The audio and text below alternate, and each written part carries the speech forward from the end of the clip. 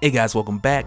So now coming off of the tail end of Venom Island and getting into Venom Beyond, like not only am I excited for where this is taking us before the King in Black, but also just the crazy numerous levels of depth that Donny Cates has been adding to the Venom symbiote, to Eddie Brock, and really all symbiotes for that matter, and making them all more substantial in the Marvel Universe, but in an organic way. So let's get into it. But first, if you're new to the channel, be sure to subscribe to catch the spills every week, and don't forget to hit that bell up top so we can squat up in the comments for the first hour. Alright, so coming right back after Venom Island, which in the case of that event, it was a few things wrapped up into one, because at face value, it seemed like a long way of saying Knull is coming, which on one hand it was, but in addition to the conclusion of that series with Eddie making his way back to where we're doing so, at this point he had a bit more insight, both from the Venom symbiote and from his recent and brief time of being bonded with the Carnage symbiote. But even though he didn't fully understand at the time what all of this meant, which at its base value was like that symbiote Hive insight, and this is what we got to see pieces of in Venom Island as Eddie shared all of his memories from himself in the Venom symbiote, as well as what he learned from being bonded with the Carnage symbiote as well. But even with the way that all this played out and Dylan saving the day, here where we jump into Venom Beyond, we very much see Eddie holding true to his intentions for Dylan even more aggressively now that he knows Dylan's secret. And when we jump into the beginning of issue 26, we get a prime example of this happening, because at this point, after Eddie has put all the heroes on high alert that Knull is coming so they can make their preparations, we then see this dude chased down through this alley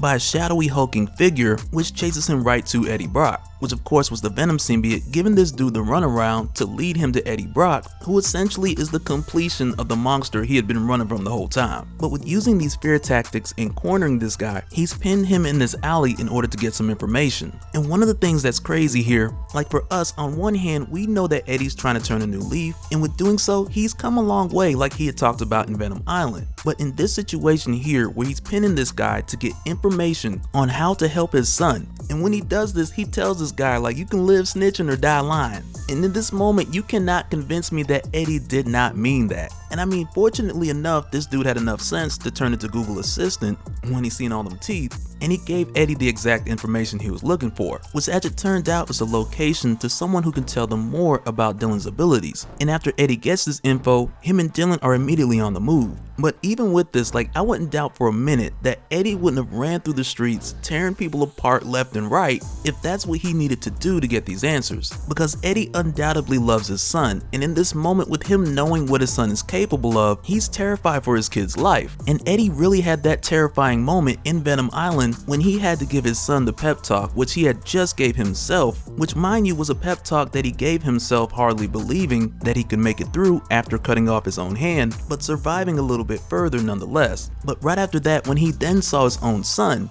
struggle with fear in his own defining moment, he then had to be there for him, though he barely had himself together. So as a father, like, his first thought is, I want to protect my son from ever having to go through that again, rather than groom Dylan on how to adapt like Eddie has had to with his symbiote and his abilities over the years. And what's ironic is the latter, it's exactly what he does after opening up to Dylan on this rooftop and they make their way to their location. Because after Dylan expresses he's afraid of heights, Eddie isn't just like, oh okay, well we'll just walk the whole way.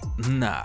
Because instead he takes him in the direction of that fear rather than just coddling Dylan, and whether Dylan knows it or not, he'll be better because of it. But while they're on the way to this location, we see that they're then being watched by who I thought initially was just an extremely talented cosplayer, who initially gave me the thoughts of like War Machine, Sleeper, and like $13 of duct tape all wrapped up into one. But with us getting a glimpse of that guy, we knew that one, he's after Eddie Brock, but also two, with him seeing Eddie swing through town, he now has an idea of where Eddie's going. But when Eddie and Dylan arrive to this unmarked warehouse, initially it's a bit underwhelming because it appears to just be a warehouse, and because of that you can kind of tell Eddie felt like he was losing some cool dad points with him noticing that Dylan was underwhelmed. And so on top of that, when Eddie tries to compensate by going big knuckles and knocking the door down, but with doing this Dylan finds it funny more than anything. But when they get inside and we find out that it's the maker that Eddie's been looking for, it then makes a lot more sense, because in Absolute Carnage he was kind of coined as like the symbiote specialist, especially with him finding a way at the time on how to remove codices from former symbiote hosts.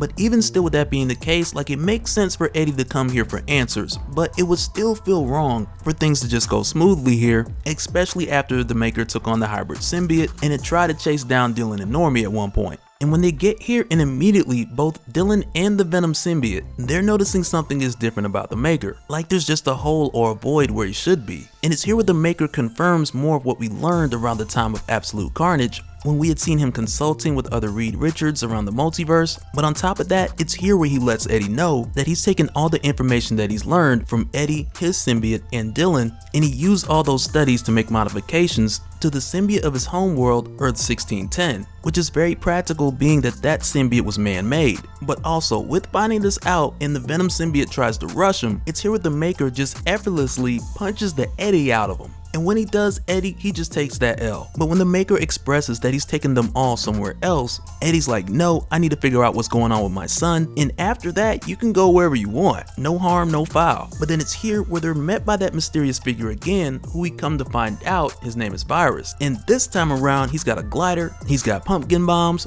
but I couldn't help but to think like, whoo, his name is Virus. Like, for a second there, I thought his name was gonna be Warmagoblin Eeper. But when he gets there and he just lets off shots, like even with the kid in the room, like goodness. And when he gets there, he expresses how Eddie's ruined his life, and he's really on some "you can't escape me, Eddie, I'm gonna chase you to the ends of the earth" type of energy. And the whole time Eddie just kinda like, bruh, nah, I don't even know who you are. But when one of Virus's pumpkin bombs hits this machine, which was supposed to take them to wherever the Maker wanted them to go, it's here where the machine goes haywire. It first sucks the Maker in, and then right after it brings in Eddie and Dylan. But just before it malfunctions, the Maker expressed that this thing could have pulled them anywhere, throughout time or even the multiverse. And when they're pulled through, first for the Maker, we see for him that he's pulled into the 1610 universe, to where from what we see, it's pretty much like what Marvel's Avengers will feel like if you play it on Xbox. But no really. But with the Maker arriving here, in his original universe, Earth 1610, I for one am glad to see it. And I got a link below to where we talk about the return of the 1610, which had happened back in Spider-Man 2, and I remember at the time I was talking about a bunch of people who I also want to come back from that universe,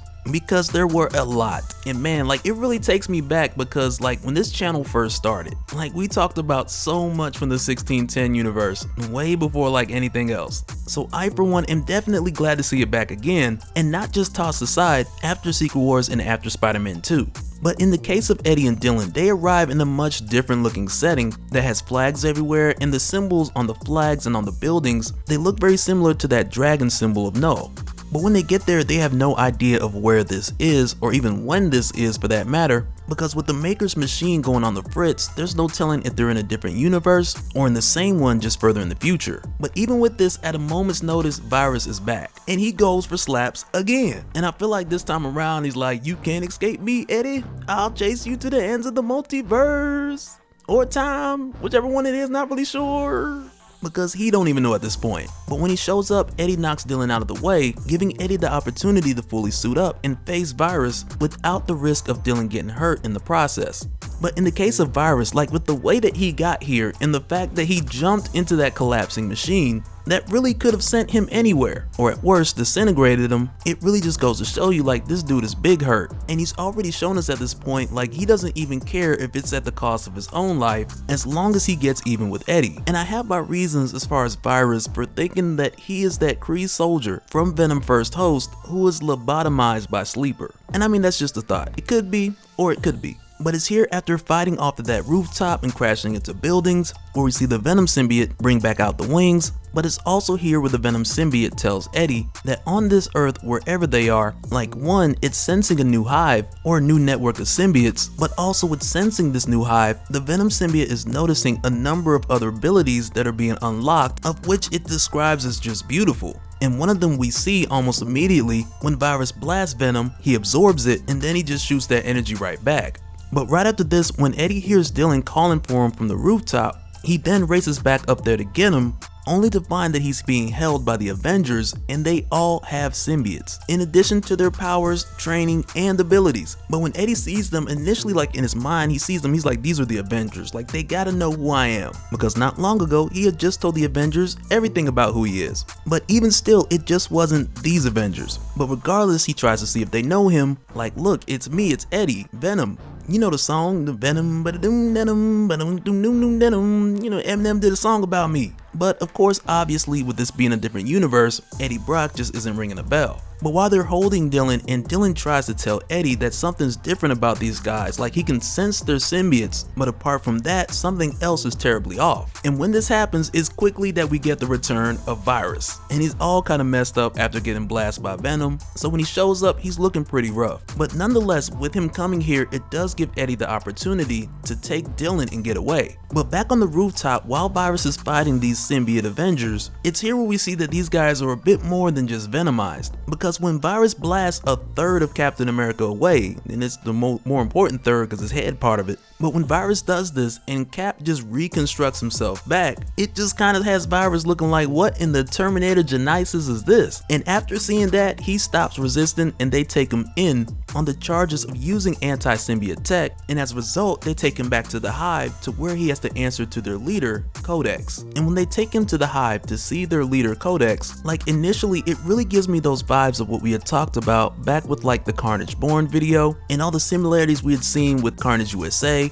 and that church that had the swirly stairs underneath that went all the way down to where the Darkhold was at. Like this place is giving me those vibes, and I got the link below if anybody wants to catch up on all of that. But it's here where they take Virus to their leader Codex and they tell Codex that this suit that Virus has on is what's keeping him alive. And of course, when they ask him what Codex wants them to do with him, he's just like, oh, just take the suit off. Which initially had me thinking like he just told you like if you take it, he gon' come on. But with doing this, they remove the helmet, but Codex does not recognize who this person is. And though in this moment we only see like a bit of this corpse, but like with doing so, it kind of has me thinking like, what if this is that Kree soldier from Venom First Host who Sleeper was carrying around for years as a corpse, who had somehow came back during, I don't know what, like Carnage, Absolute Carnage or something. And hear me out, like I know it's a long shot even saying that, but it would be crazy, but even like crazy in a good way.